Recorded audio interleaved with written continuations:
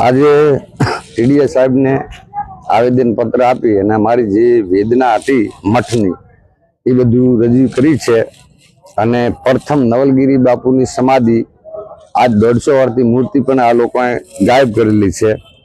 નવલગીરી બાપુની અમારી જૂના બાપ દાદાની બુકોમાં પણ એમનો લેખ લખેલો છે અને નવલગીરી બાપુએ સમાધિ લીધી તારીખ 6/5/1740 માં। પછી બાપુની સમાધિની મૂર્તિની તારીખ 6/1746 માં બાપુની મૂર્તિની સ્થાપના થઈ। એના પછી 28ની સાલ શુક્રવાર તારીખ 8/10/1971 માં બાપુ શંકરારામની જીવિત સમાધિ ત્યાં લીધી। તો તારીખ 27/3/1972 માં બાપુના મંદિરનું પૂર્ણ કામ થયું। ત્યારે શંકરારામ બાપુની સમાધિની આકારની 1973 માં બની જાદવ હીરારામ આયદાનના નામે। ત્યારે 1984 ની અંદર આ ગ્રામ લોકોને તલાટીએ મળી અને એ રેકર્ડ બદલાવી અને આકારની પેકિંગ કરી।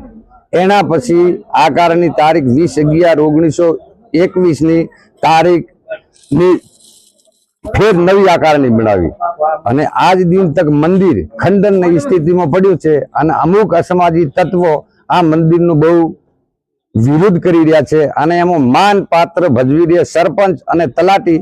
તો મારી સરકાર શ્રીને ટીડીએ સાહેબ શ્રીને વિનંતી કે એમની કાયદેસરની તાત્કાલિક તપાસ કરવી અને આનો નિર્ણય કરવો, નહીં તો હું આ સ્થળ ઉપર આત્મવિલોપન કરીશ। આ મારી ચેલેન્જ છે।